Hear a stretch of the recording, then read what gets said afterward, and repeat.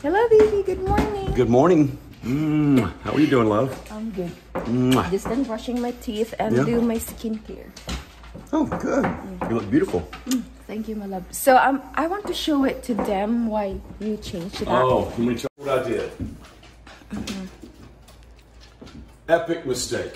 Okay, now this is where the stove goes. This is where the microwave oven goes. And that space has to be 30 inches to slide the stove in and slide the microwave in. I was under the assumption, for some reason, that all appliances were 30 inches. So that would bring my countertop out to here. Okay? But the problem was,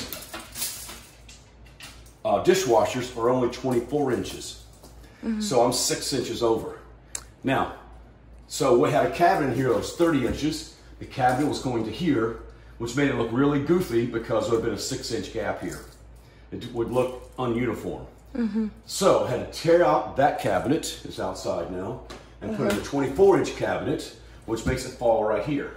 Now, this countertop, these countertops come in standard sizes, okay? Now the standard size of the long one comes to right here, So I would have to add another 6 inches to make it go for the 30-inch. So I'd have to special order a whole new countertop and have to wait weeks and pay a lot more. So we just bit the bullet, took this down. It came down in a crash. Take this down, put the new one up, and fall right back here. So now my countertop's gonna land right here with like an inch, like a ½ inch or 3/4 of an inch overhang right here. So overhang, 3/4 of an inch, which is perfect. It would be standard, and I don't have to special order anything. Now, when you come over here, let me show you this. When you come over here, so now my refrigerator is going to come to right here. So this means it's going to be an open wall here for 9 inches, okay? Now, this is going to be against the wall, so to make it look nice, I've got to come out with some sort of wall to cover the back side of the refrigerator. So I'll probably just do a 1x4, go all the way up to there, flush it into this, and it comes straight down. That way, I can change the colors without much notice, and it covers up the refrigerator, the back of the refrigerator. And that's the plan. Oh, wow. You made a way, my love. Yeah, I had to make a way. And we were here one time, and we knew that the refrigerator wouldn't fit, so we had to take this up, turn this register. The register was going this way. We had to move this register to where we could have it so that it would give us enough room, because of what's going along here. It would have been under the refrigerator. So we had to change that one time. Remember that? That was really hard. So, ayan guys, gawan ko muna ng coffee. Yung asawa ko kasi, ano yun guys, palagi siya nagkakape kasi, nasanayan na niya. So, dito muna namin nilagay yung coffee maker. Yan, pakita ko sa inyo. Yan, dito muna namin nilagay yung coffee maker sa loob. Maglagay na lang din ako guys ng lip balm kasi sobrang dry ng lips ko. Pag malamig dito guys, grabe, as in parang feel mo dry na dry yung lips mo. So palagi akong may hawak-hawak nito kahit nasa bag ko. So mag-ayos ako dito, tapos magpalit ako ng damit ko. Ng damit ko siya, mag-painting na ako guys after niyan.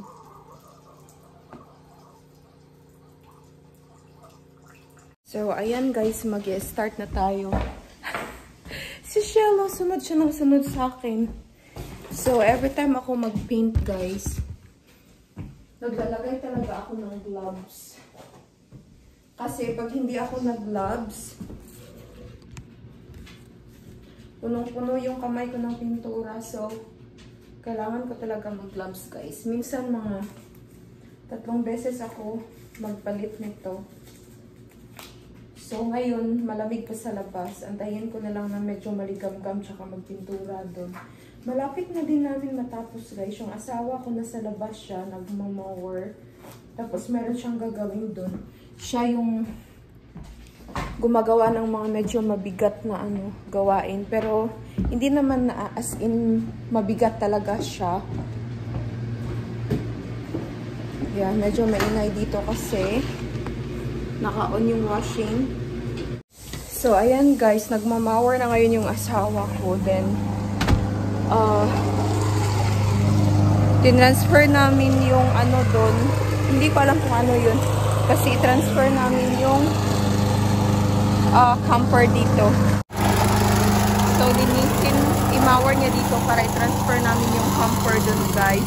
Then, yung isa doon na ano, nilalagyan ng ponton boat. Pag-park namin sa parking area, nilagay namin doon banda. Tapos, minove namin yung air feeder. Medyo malapit dito. Ayan. So, bali yung yan. Camper kasi yan guys. I-move namin doon banda. Para medyo malinis na din dito tingnan.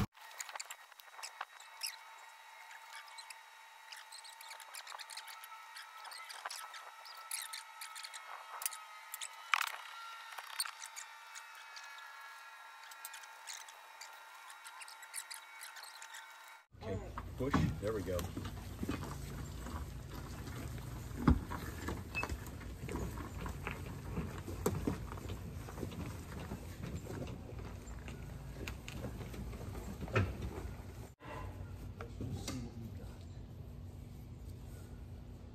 Ready? More? More? A little bit more. Okay. That's good. All right.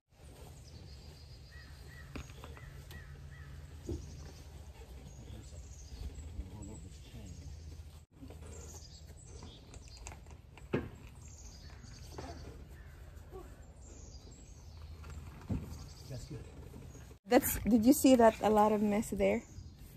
Yes.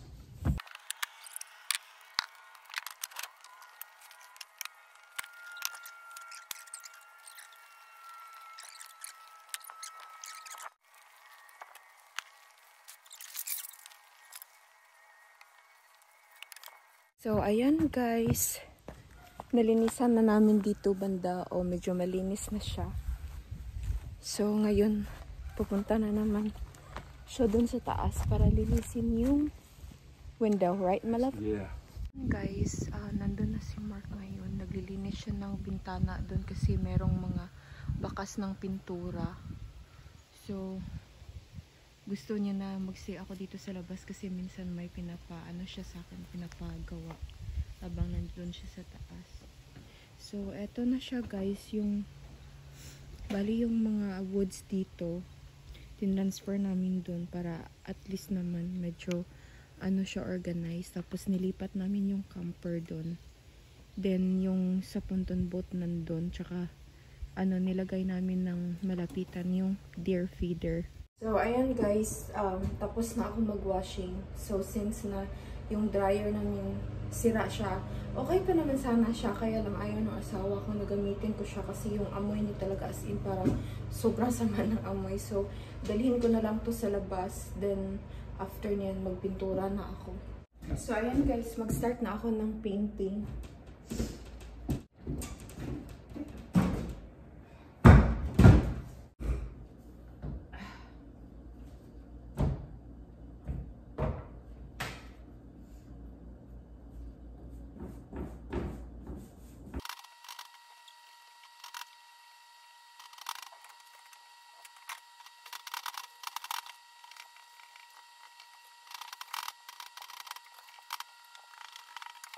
So, ayan guys, nagawa ko na yung first coat. Patuyiin ko lang siya, then babalikan ko siya ulit mamaya. So, eto lang naman yung yung pininturahan ko. Eto na side lang. Hello guys. So, ayan, nag-impake na ako. We're going home to Atlanta. Lagay ko lang itong mga gamit yung sa loob ng sasakyan. Ang lamig dito ngayon guys. Lagay ko lang to para ready na. Para ready na kami sa pag-uwi. May gagawin tayong asawa ko around. Oh, wait, later. Ay, nagmamadali na tong mga aso na to. Wait, girl. Just wait, just wait. Not yet. Nagmamadali na tong ano na to, mga aso dito. Ayan, iyon natin dito guys para kita. Ayusin ko muna to. Just wait, girl. Down, shallow, down, shallow. Shallow, come on, girl. Shallow. No, Chelsea, down, down. Come on. Come on. Down, down. Come on, Chelsea, come here. Come here, come here. Come here. Shallow, come on. Shallow. Ah, ano ba yan? Come on, Shallow. Come here. Nagmamadali na yung dalawa na. Saan ba yan? Kailangan ko ilagay dito sa pinakataas yung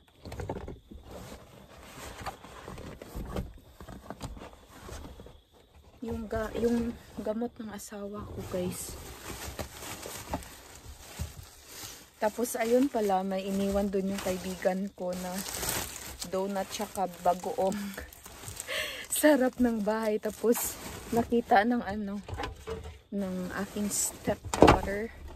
Tapos, tumawag siya dito. Siguro nagtataka siya bakit merong donut doon sarap ng bahay sa pintuan. So, eto pala guys. Ilagay ko dito yung mga orchids ko pagdating ko doon mamaya. Kasi bukas ng gabi, balik ulit kami dito. Kasi guys, time is gold. Time is gold kasi babalik yung asawa ko sa trabaho niya. Then ako naman guys, maghanap-hanap ako ng trabaho. Hopefully may makapagtrabaho na ako. Tapo na kami dito guys sa gasoline station.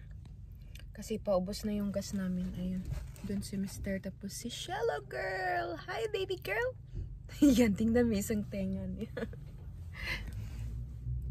Malamig na yan sa labas. Kaya nag-ano ako. Makapal na jacket. Nagsuot ng makapal na jacket.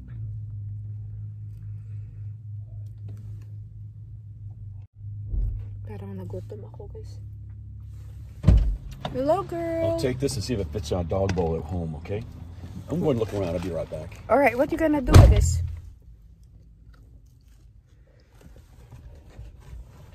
May sigurado may bibilihin na naman yun doon. Sabihin niya lang yan na look around pero may bibilihin yun doon. Eto guys, oh, may binili nga siya doon sa loob. Binila niya ng chips. Hello guys, so andito na ako ngayon sa bahay. Nakauwi na kami ng bahay. Mga anong oras na ba? 10:11. So, ayan, may pinaano pala sa kanyang friend ko. Bagoong guys, oh. Nagsabi talaga ako sa kanya pag meron siyang bagoong kasi hindi pa kami nakapunta ng store, ng Asian store. So, sabi niya meron ako dito. Tapos, pinadalhan niya din, ano ba? Binigyan niya din ako ng guys, ng donut kasi yung asawa niya sa Krispy Kreme nagtatrabaho. Kaya palagi silang merong Krispy Kreme donut. Tapos, binigyan na kami ng ng donut. Pero inuna ko talaga guys yung bagoong kasi ang sarap. So kumakain ako habang wala dito yung asawa ko kasi ayaw niya guys yung amoy.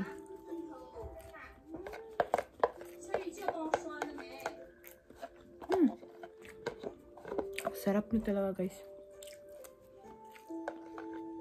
Nilagyan ata to ni ate ng karne. Masarap, ginisang bagoong.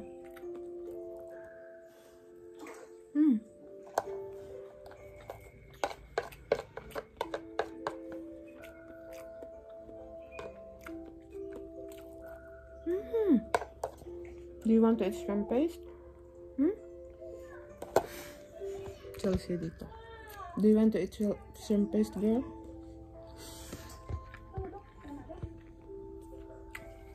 Ang sarap na talaga.